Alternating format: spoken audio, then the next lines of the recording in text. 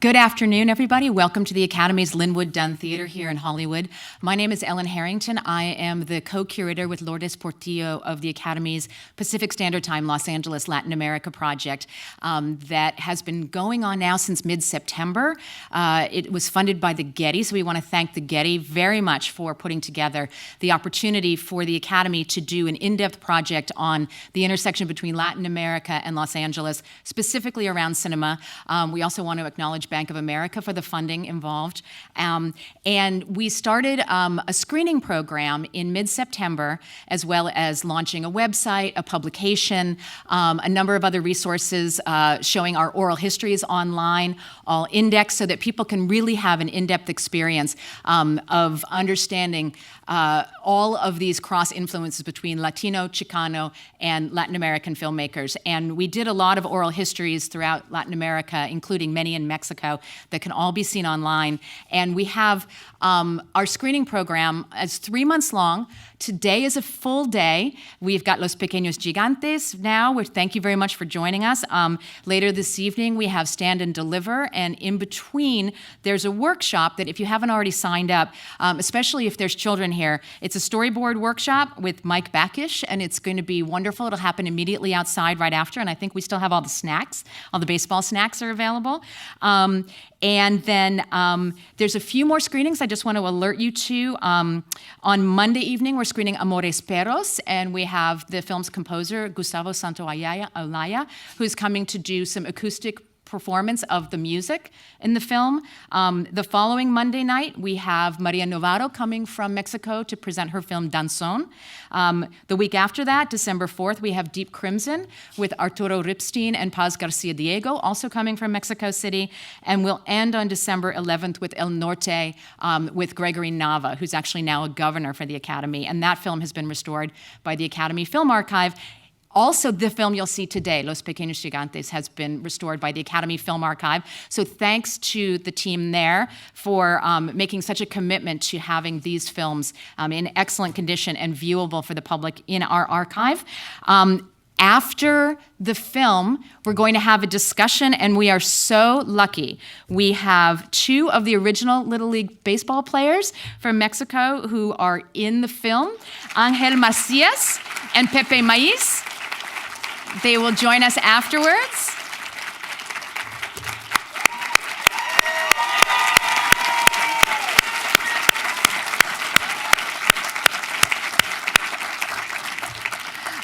Also, Margot Pepper, who, as you might have seen in the slideshow, her father is a very important player in this scenario, and she'll tell us more about his role in the story.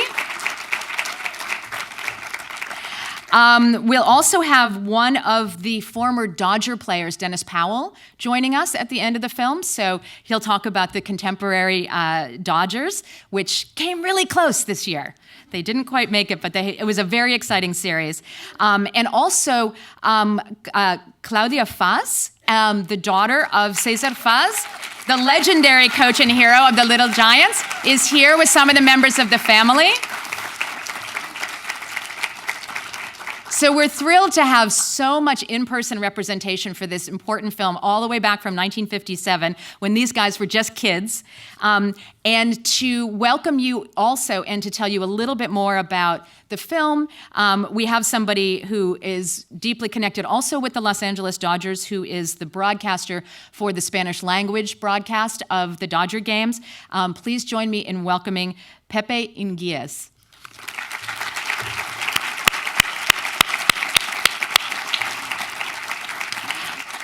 And actually now, Pepe, I'm going to welcome you up here, and it's your turn to talk to the audience. So Pepe Inguiez, thank you.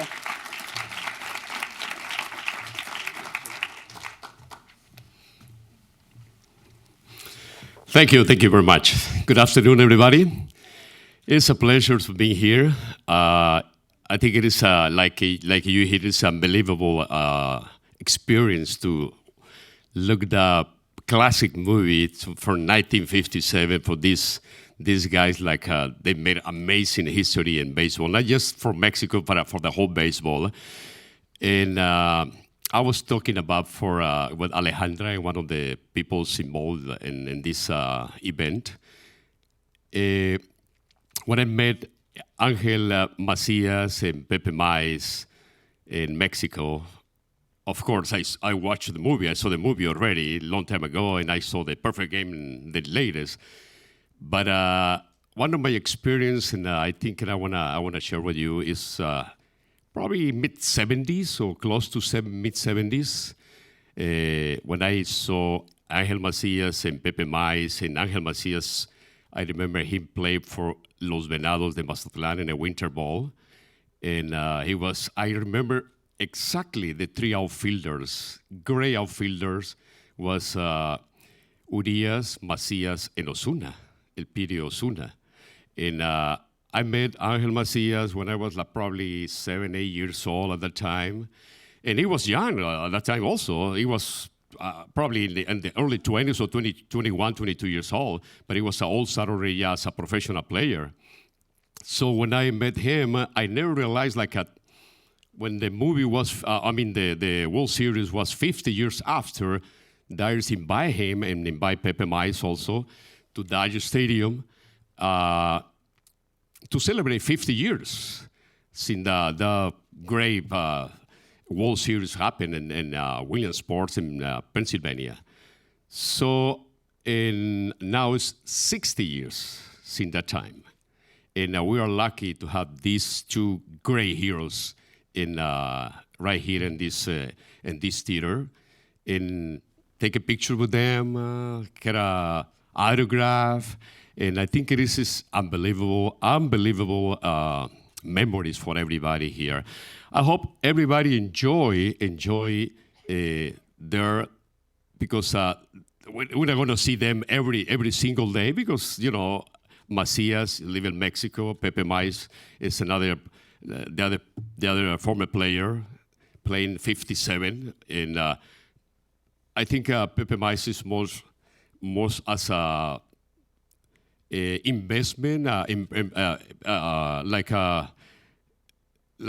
a person, he ran the team in Mexico, like Monterrey. So he's the owner of the team. So that is a very, very traditional team in Mexico, like Dodgers in Major League Baseball. So I think we are very proud about them. We are very happy for these two peoples, and very happy for having you here to watch this great, great movie. So, ready for the movie? Okay, let's see the movie. Let's watch the movie. Enjoy the movie. Los Pequeños Gigantes de Monterrey.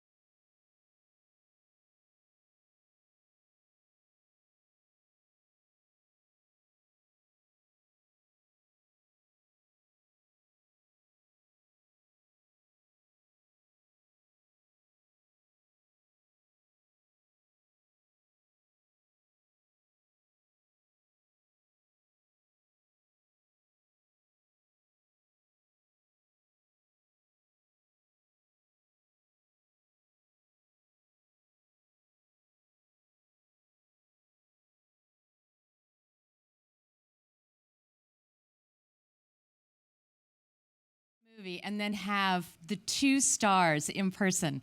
So please welcome Angel Macias is here. Angel. And Jose Pepe Maiz, please have a seat.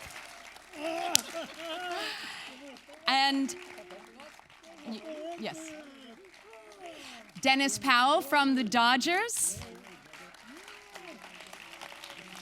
And Margot Pepper, please come and join us. The daughter of George Pepper, the producer. So please siéntense. Please sit.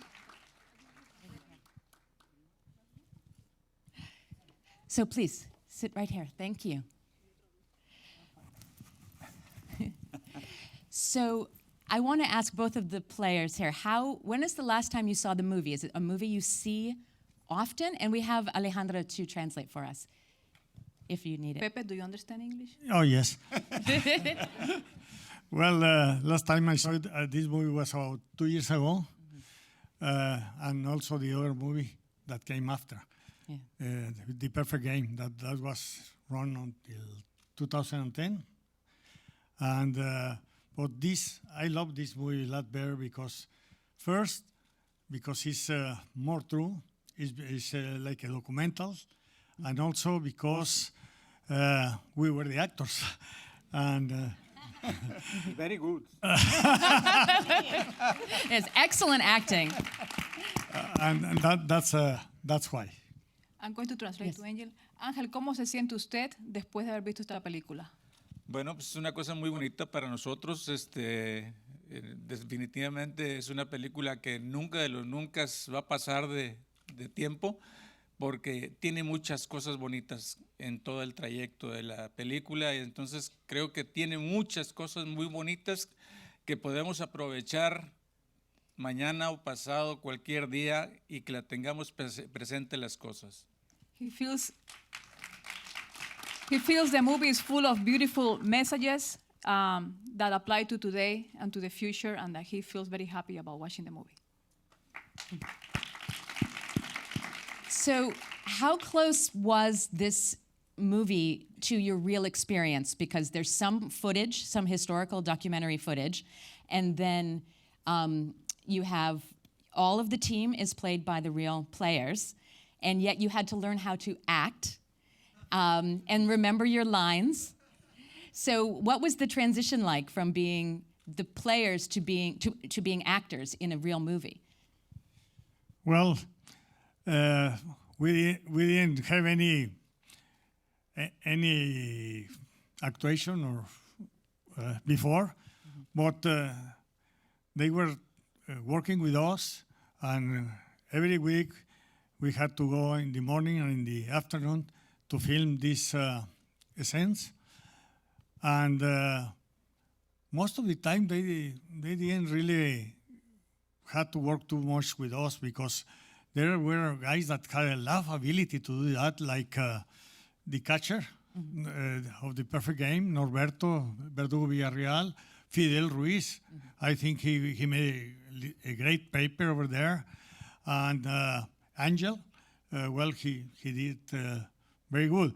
And also, at the end of the movie, when you see all that crowd trying to go into the field, and when Cesar comes and takes Angel up, those are really scenes of the movie, because at that time all the games were only transmitted by radio, not by TV, and those scenes, what I have told is that some of the fans took it with their own films, and I don't know how the producers did, but they got those films to put it into the movie at the end.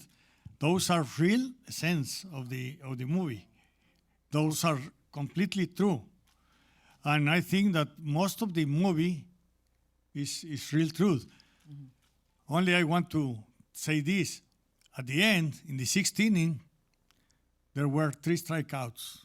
No more, because This is a perfect game that he won't say it, but I will say it. It was so perfect that no one ball was hit to the outfield. Wow. There were 11 strikeouts and 7 flies or grounds into the infield. I was in left field, the center field, and the right field. No one of us had nothing to do. You had an easy game. Very easy game. Ángel, ¿cómo fue ir de jugador de béisbol a convertirse en actor? ¿Cómo fue la experiencia de poder actuar, memorizar las frases de la película, el diálogo? Bueno, yo creo que todos y cada uno de los que andábamos en este paquete buscamos la forma de cómo que nosotros pues, si pudiéramos hacer una filmación y todo eso. Siempre pensamos en que podíamos hacer las cosas como deberían, pero de repente como que se nos salían del jacal. Pero sí buscamos que el evento tuviera más calidad en el momento, porque nosotros queríamos que el equipo fuera muy bueno, exageradamente bueno, y creo que lo logramos a final de cuentas. He's saying basically that they had high standards of work, that they tried their best. Sometimes things didn't go the right way, but they worked very hard for things to turn out great. Y referente a la pregunta de ser actor, ¿cómo fue su experiencia de ser actor? Memorizar las líneas en la película. Bueno, en muchas ocasiones teníamos que memorizar todas las líneas y pues teníamos que hacerlo y no había de otra. Ya después nos la pasamos ahí por arriba. Pero no, en realidad fue una cosa muy bonita, fue una cosa muy preciosa el haber estado participando en la película. No, basically they did have to memorize all of the dialogue, which was a lot of work, but they had a good time. Yes. Bastante bien, que nos divertimos. Really But, well and they done. had a very fun time. It's so natural. It's hard to believe that you weren't actually trained actors, I mean, it's just remarkable. As a movie, it works incredibly well. Muy bueno. So congratulations. Gracias, muy amable. You all deserve some Oscars.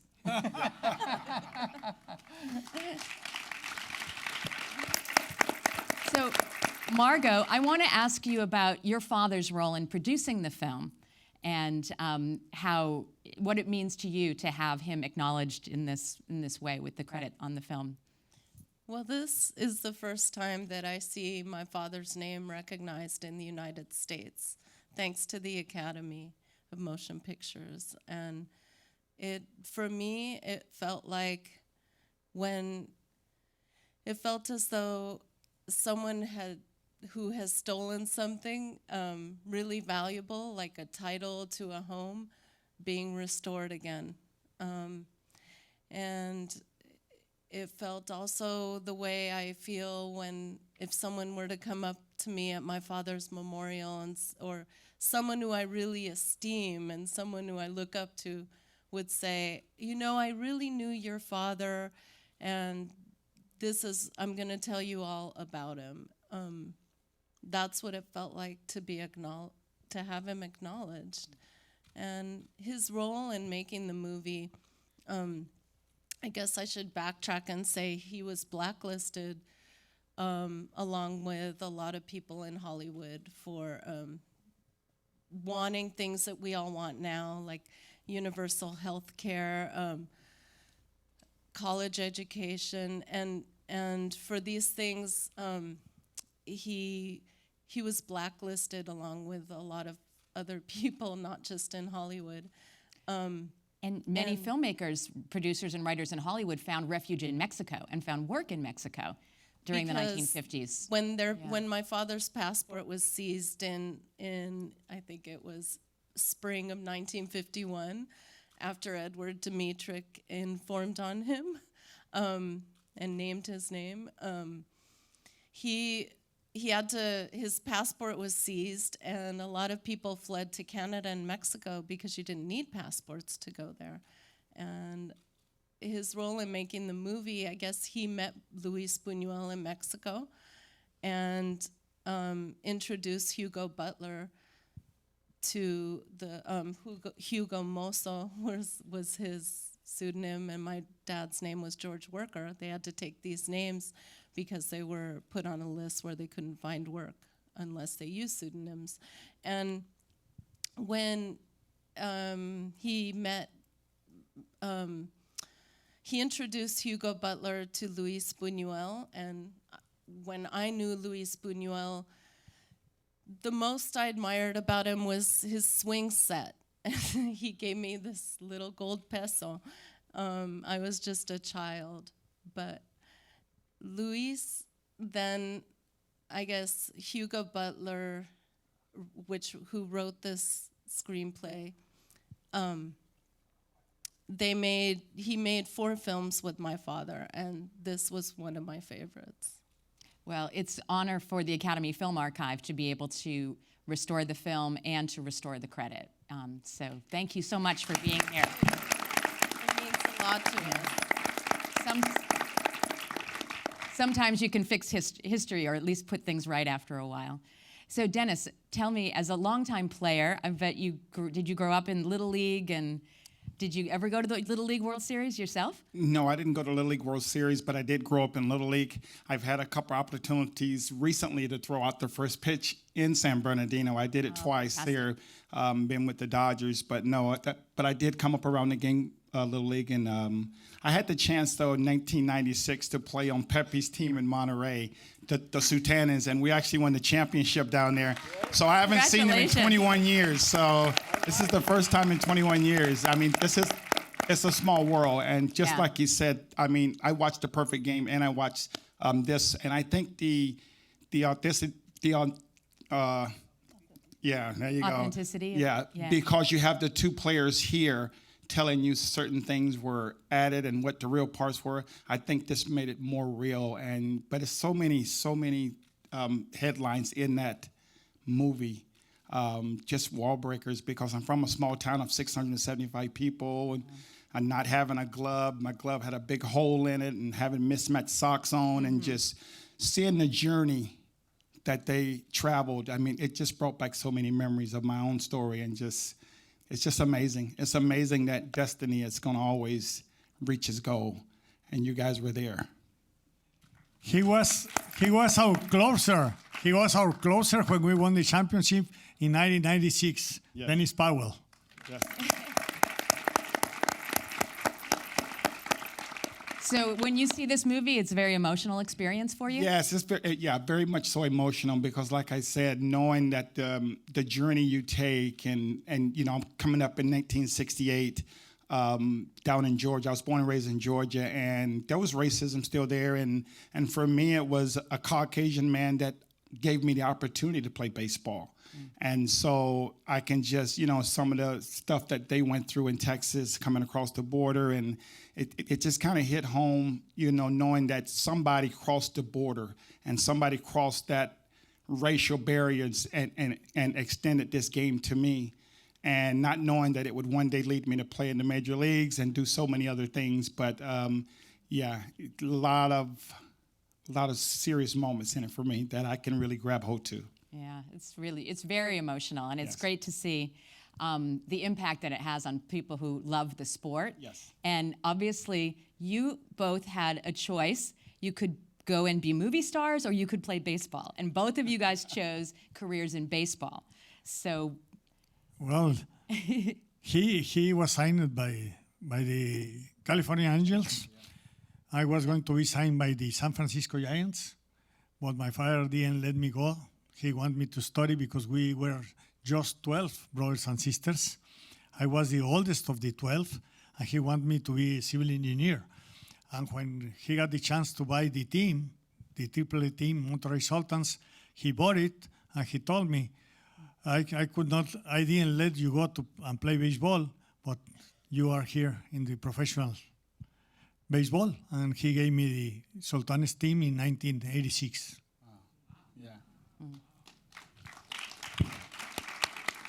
Ángel, la pregunta es, usted cuando hizo esta película, Después tuvo dos opciones, seguir jugando o ser actor. Ay, me animé por jugar. He chose to play. Sí, me llamó la atención el béisbol. Participé con equipos de Liga Mexicana. Incluso nos tocó la oportunidad de ir a la primera vez a una serie del Caribe en Estados Unidos. No fue en Puerto Rico. En Puerto Rico.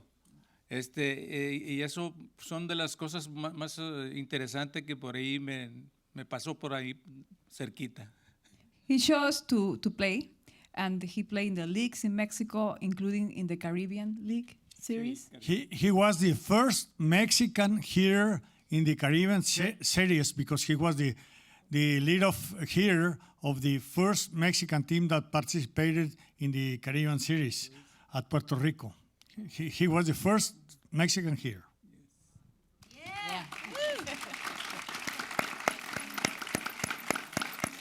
And Cesar Faz, tell us a little bit about him. Is he really as wonderful as it seems in the movie? Was he like a mentor, an inspiration to both of you, I think?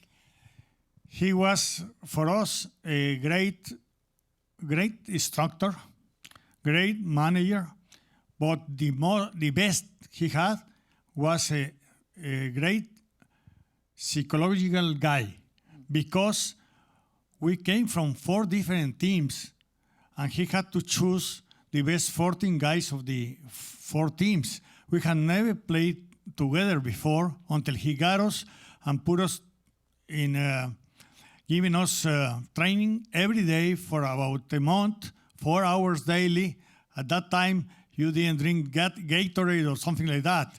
They gave us salt pills in order to practice and not get down. So that's the way we train it. And because we train it in the fields that were not as good as the American fields, I think that gave us a good chance when we came to the state because we were accustomed to stones and glass and all that in the field. We didn't have fence in Monterrey. In Monterrey, there was the field as you saw it in the film, and there they put chalk in the where the fences should be, and then they put a little flags, and if you hit it over the flags, was a home run. If you hit it by the soil, it was a double. So when you wake into the States, for us it was easier to play in these grass fields than to be playing with the stones and glasses and everything. So I think that helped us. Did you really roll on the grass?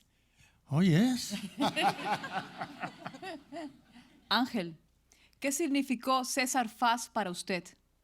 Bueno, fue una persona que nos apoyó mucho siempre en todo y nos enseñó las jugadas, participaba con nosotros, siempre andaba detrás de nosotros para ver qué podíamos mejorar nosotros en cada uno de los eventos que nosotros participábamos.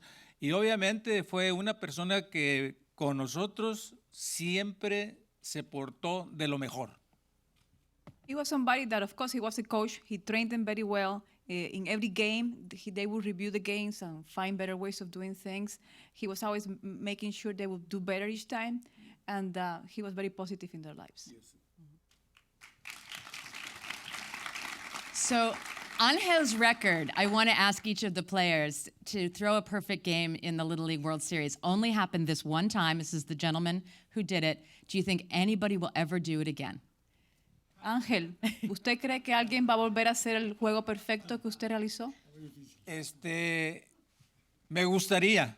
Sí me gustaría que alguien mañana o pasado tenga la oportunidad de conectar un juego, hacer un juego perfecto, pero va a batallar un poco. He would like indeed somebody tomorrow or soon to do such a perfect game, but it's gonna be an uphill battle. Dennis? I don't think so, because perfect games are, I mean, they're hard. Yeah. I mean, even with the kind of pitchers we have now, we do have kids that are very talented with very strong arms and an arsenal of pitches. But it's just that perfect game is just so hard to do without a base on balls, or, it's just hard. So I don't think so. I don't think so. You're going down in history. Well, they always, we talk about Don Drysdale's 57 innings being, unbreakable, and then Hershiser did it. But this one, I think, is just one that's really even tougher than that, Yeah. Really, really amazing and impressive.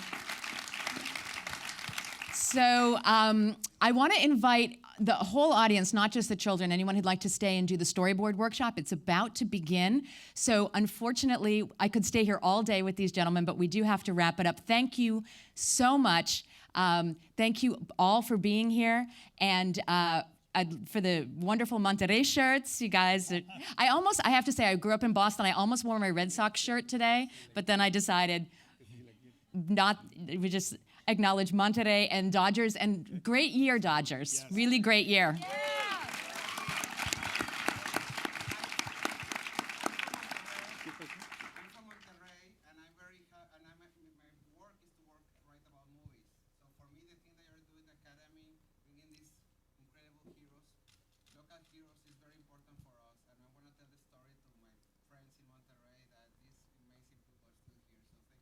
Great. Viva Monterrey! And thank you all for coming on a beautiful Saturday afternoon to watch baseball the way it's meant to be played. Well, thank you to the Academy for inviting us here. We are really happy, and I just want to ask you a question. Are you going to put this movie again on the theaters? Because this is so nice now that you clean everything, and it's so nice this. Yes, we should find out. Our archivist will know who has the rights, and maybe we can figure out how to show it. I think yes. Oh, you do? Yes, There I you have go. the rights, and you can find my website, margotpepper.com. And please, I want to make it publicly accessible. In any way that we can do this, if the Academy has a way to do it, Olmec Productions, I'm the sole heir, so Great. It deserves any to be way it seen. can It really happen. does. I want to tell you one thing. This movie, a lot of people from Houston and Chicago and Dallas, they ask us for copies, and they use it for motivation movies in football and basketball and in many sports, not only baseball. So I would like to see that movie to be again in the shops or wherever they can buy it, because many people is asking for this movie and they cannot get it. They only get the perfect game because it's new one. But for me, this one is better than the other one. All right, so a problem to solve. And Angel, any last comments to the audience before we say goodbye? Pues muchas gracias por la idea y la invitación de estar aquí con ustedes, y ojalá y mañana pasado nos encontremos otra vez aquí. Thank you for the invitation, and I hope to see you soon here again. All right, thank you all so much. Good afternoon.